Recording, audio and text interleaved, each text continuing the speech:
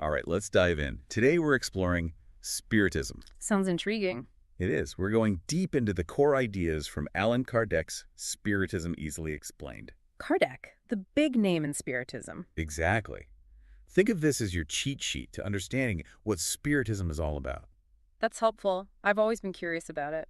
And we're lucky to have you with us to help break it down. Now, this book isn't just about spooky spirits or anything like that, is it? Not at all. It's more about how those ideas connect to us, to how we live and act. So it's about personal growth. Absolutely. It's about taking what we learn from the spirit world and applying it to become better people, make the world better too. I like that. That's actionable. Very much so. Speaking of action, one thing that jumped out at me was Kardec's definition of a true spiritist. It's not just about believing, right? Right. He makes it clear a true spiritist doesn't just say, oh, spirits exist. They actually use the wisdom from those spirits to improve themselves and, like we said, make a positive impact. So putting those teachings into practice in everyday life. Exactly. And to do that, you kind of need a roadmap. Kardec lays out what he calls the venomous plants of the soul. Oh, yes. Selfishness, pride, vanity, the whole works. Almost like a checklist of what not to do. And that's where the self-improvement comes in. You got it. Recognizing those flaws is the first step, right? I think we all struggle with those venomous plants from time to time. What about you? Which one resonates most? Tough one. I think for me, it's got to be selfishness. It's like the root of so many other problems. That's interesting. It's like the opposite of what Spiritism is all about. Yeah, and Kardec actually provides antidotes for these venomous plants. He does. And it's not complicated rituals or anything. It's about cultivating things like charity and humility. Simple but powerful. Right. Charity, thinking of others, that directly fights selfishness. And humility, well, that helps keep pride and vanity in check. Makes sense. It's a constant process, though, striving to be a little bit better every day. That's actually a comforting thought, not about being perfect, but about always growing. Okay. Now, here's another thing that really intrigued me. This connection between belief in the afterlife and how we view material possessions. Oh, that's a good one. Kardec suggests that when we truly believe life continues after death, we're less attached to stuff. Almost like it shifts your priorities. Totally. When we doubt there's more beyond this life, we tend to cling to those material things. Seeking happiness in temporary things. Yeah, like they'll fill that void. But when you see this life as just one chapter, those things matter less. So it's about finding meaning beyond just the physical world. Exactly. It makes you think what truly matters in the grand scheme of things. A lot to ponder there. Definitely. Now, this next one was a bit of a head-scratcher for me at first, this idea of earthly suffering as medicine. It's a deep one, for sure. Think of it like, a tough surgery. It's painful, but it ultimately heals you. So suffering can lead to growth. That's the idea. Kardec even quotes the Bible, "Blessed are the afflicted, for they shall be comforted." Powerful stuff. It's not about enjoying suffering, but seeing it as a chance for transformation. Almost like, have you ever gone through something really hard and come out the other side, changed for the better? Absolutely. And it gives us a different perspective on those tough times, doesn't it? Instead of despair, there's this sense of hope. It changes the whole story. It really does. Now, for a bit of a dose of reality, Kardec doesn't let us off the hook. He points out that often we are the architects of our own unhappiness. Ouch. That's where it gets real. He's basically saying that if we trace our problems back, a lot of times they come from our own actions. So it's not just bad luck. Not always. It's about recognizing that we have a role in creating our circumstances, both good and bad. So acknowledging our choices, even the not-so-great ones. Exactly. And that's actually empowering, because if we have that power, we can change those patterns, make better choices. It all comes back to being self-aware. Exactly. Knowing ourselves, our strengths, and our weaknesses. So important. It is. Now, let's talk about something a little more uplifting. Prayer. Ah, yes. Kardec sees prayer as a way to connect with something bigger than ourselves, to align with a higher purpose. Not just about asking for things. No, it's about that connection, finding strength and guidance through that connection. And what I like is that Kardec emphasizes sincerity, the intention behind the prayer. He even says, good thoughts are worth more than 1,000 words, which are like the noise of a mill where the heart cannot be found. Beautiful. It's about the heart, the feeling behind the prayer. Exactly. Not just going through the motions. Right. But he also gets real about it, saying that praying for forgiveness only matters if our actions change too. Absolutely. It's one thing to say you're sorry, but another to actually change your behavior. Right. Walk the walk. Exactly. That's where the real transformation happens. Now, this part really touched me.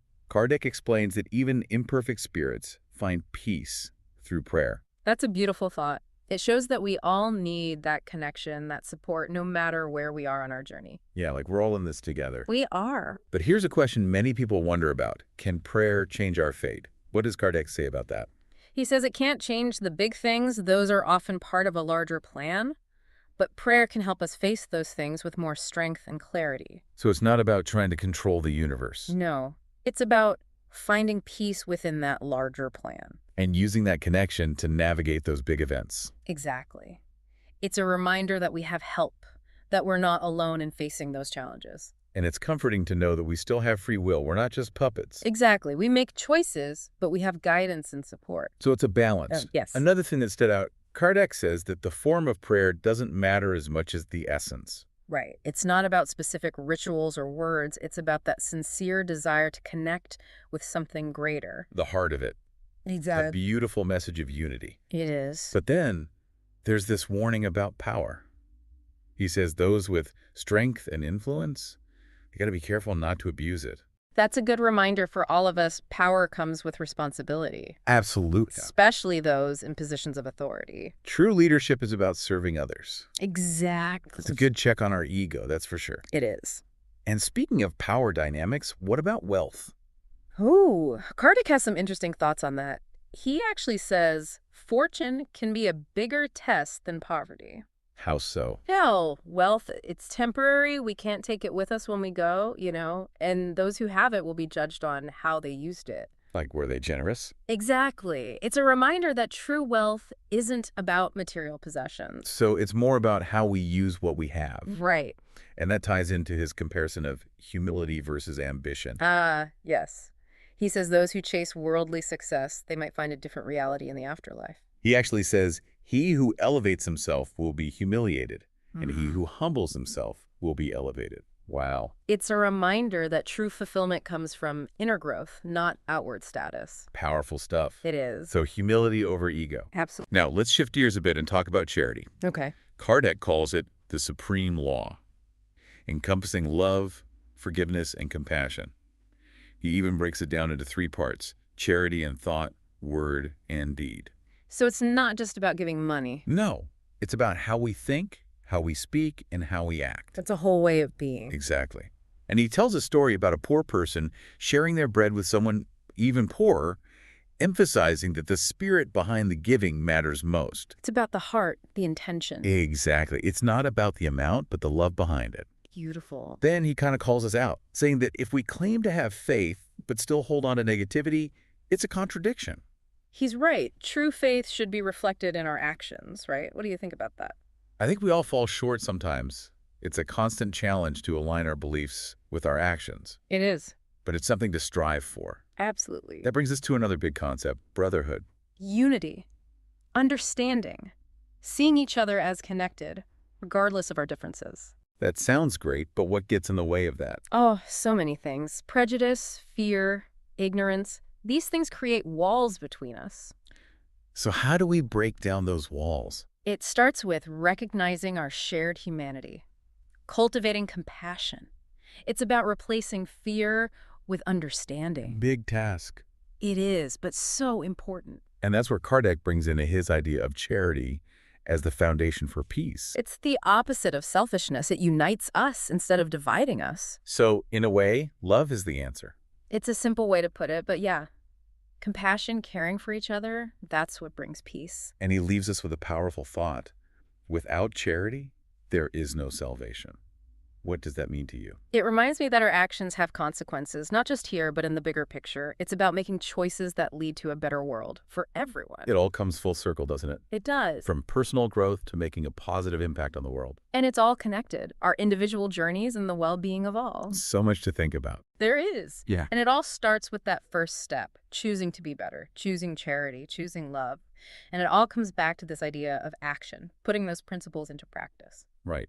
Because it's easy to talk about being a good person, but living it out. That's the real Yeah. challenge. And Kardec actually addresses the skeptics out there, the people who might say, spirits, come on. Oh, I'm sure there are plenty of those. He even quotes a spirit who said, they mocked at the turning tables, but they will never laugh at their resulting philosophy and ethics. That's a good one. So basically, even if you don't believe in the whole spirit communication thing, the ethics, the message of love and self-improvement, that's universal. Exactly. It stands on its own. I like that. And, to really drive these points home, Kardec includes all these stories. Oh, the stories. This is where the book gets really interesting. Right. He shares accounts of what spirits have experienced after passing on, what they've learned from the other side. It's like getting a glimpse into the afterlife. It is, and some of those stories are pretty sobering, about spirits who suffered because of their actions in their earthly lives. Because of their pride, selfishness, lack of charity. It's almost like a warning, right? It is a reminder that our choices have consequences that extend beyond this physical life. It makes you think twice about how you're living, that's for sure. It does. And it all comes back to aligning yourself with what Kardec calls God's law, that law of love and compassion. Right. It's not about some punishing deity. It's more about understanding that our actions create certain outcomes. Like cause and effect. Exactly. So Spiritism provides this framework for understanding those consequences, making choices that lead to a better experience, both here and in the afterlife. Exactly. It's about growth, evolution, both personally and spiritually. I like that. And one concept that I find really fascinating is this idea of a moral aroma. A moral aroma. That's a new one. What's that all about? Well, Kardec suggests that our actions create a kind of energy, a spiritual aroma that attracts similar energies. So if you're putting out good vibes, you attract good vibes. That's the idea. If we're cultivating positive qualities, acting with kindness, we draw in benevolent spirits, those who can support our growth. Makes sense. But if you're constantly negative, then you might be attracting spirits that are aligned with those lower vibrations.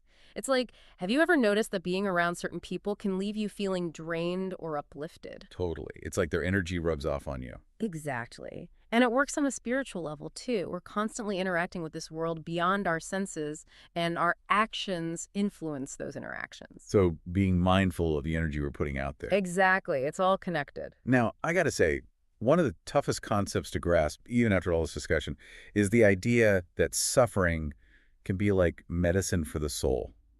It's hard to see it that way when you're going through something difficult. Oh, absolutely. It requires a real shift in perspective. But what Kardec is saying is that even those painful experiences can be opportunities for growth, for learning. Instead of seeing them as punishments. Right. It's about choosing to lean into those challenges and see what we can learn from them, how we can transform through them. And that takes a lot of trust, doesn't it?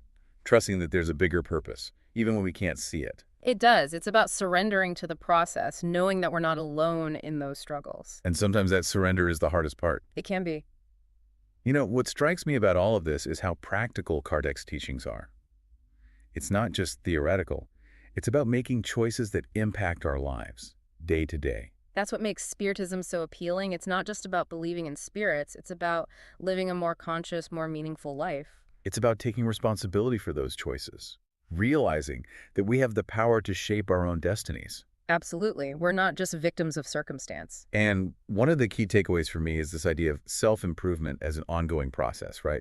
It's not like you reach a certain level and you're done. Exactly. It's a journey. We're all works in progress, constantly learning and evolving. And Kardec provides this roadmap, these specific steps we can take to cultivate those virtues that lead to greater happiness, greater fulfillment. He lays it all out, no guesswork needed. I love how he uses that analogy of creating a moral aroma through our actions. Oh, yeah. That one's a classic. It's such a powerful image that our actions have this ripple effect, attracting either positive or negative influences into our lives. It reminds us that we're not isolated beings. We're constantly interacting with the spiritual realm, and our choices influence those interactions. So it's like we're shaping our spiritual environment, just as we shape our physical environment. Exactly. And it ties into that concept of suffering as medicine, too, doesn't it?